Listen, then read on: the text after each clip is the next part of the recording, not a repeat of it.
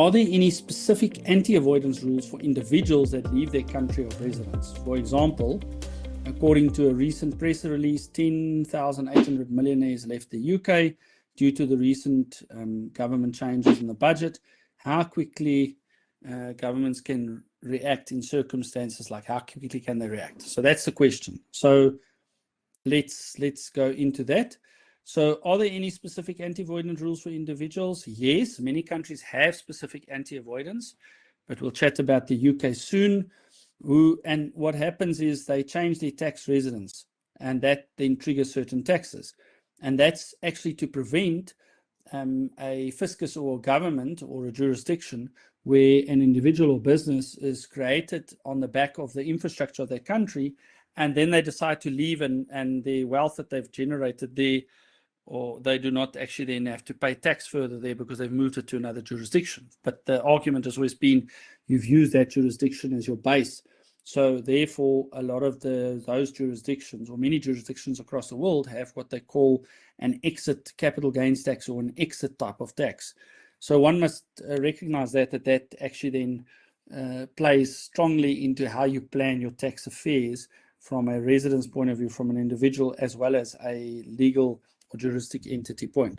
So common anti-avoidance measures for individuals leaving a country. You've got exit taxes, which I've briefly referred to. So just as an example, the United Kingdom does not have formal exit tax for individuals, but non-domiciled individuals who lose their UK tax residency may face capital gains taxation if they return within a short period. So in other words, you leave possibly this January, but let's say July or January next year, you're back, then you could trigger certain taxes because it will be looked and frowned upon as a tax scheme to actually achieve certain outcomes. Obviously, there's exceptions to this, but just bear that in mind, and that's why tax planning is important. The United States has an expatriation tax, which applies to US citizens and long-term residents who renounce their citizenship. A deemed sale of all their worldwide asset occurs, triggering capital gains tax. Remember, it's all your worldwide assets. So bear that in mind if you've got a US tax residency or and you've decided US citizenship. Let me rather just say that, not tax residency. Okay, Germany. Individuals leaving Germany may be subject to an exit tax on shares if they own at least 1% of a company within the last 5 years. As you can see, it's not so, or it is quite onerous because 1% of a company is not a sizable stake, but it depends also on, if it's listed company or private. Okay, France, as an example, imposes an exit tax on individuals holding substantial shareholdings in French companies, meaning above 50% ownership, or if there's over 800,000 euros in assets. So that's the types of exit taxes. Then you've got deemed tax residency rules, and the countries apply a deemed tax residency rule, meaning an individual remains taxable for a period even after leaving.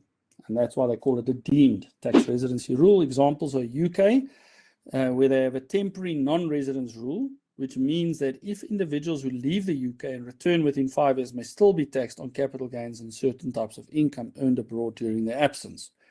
And that's just to make it easier, and it gives a certain level of clarity across the globe, so other countries will know that the UK has this rule, and it will be taken into account and considered, so that one doesn't end up with double tax in 2 jurisdictions. But I would say, it's recommended to get some advice on this if you are going to make certain changes to your residency, so bear that in mind. Australia, as an example, applies a 183-day test, but also considers permanent ties, meaning an individual may still be deemed a resident even if they're physically absent. Okay. Then another category is wealth and expatriation taxes, and there you have special wealth taxes or ongoing tax obligations on individuals who leave. As an example, Spain, wealthy individuals relocated abroad may still be liable for Spanish wealth tax for a period after departure. So that's an interesting one. The Netherlands applies a protective assessment on substantial shareholdings when individuals relocate. So that's why it's important to get good tax advice at a certain time, or to study the domestic rules for a specific jurisdiction, how their domestic rules work. Then you have inheritance and estate tax traps. So some countries enforce inheritance or estate tax obligations even after an individual leaves. As an example, the UK has what they call a domicile rules. Even if a UK resident leaves, their estate may still be subject to UK inheritance tax if they remain UK domiciled under common law. And that just speaks to the point why you need to get good advice at any time when one makes that decision.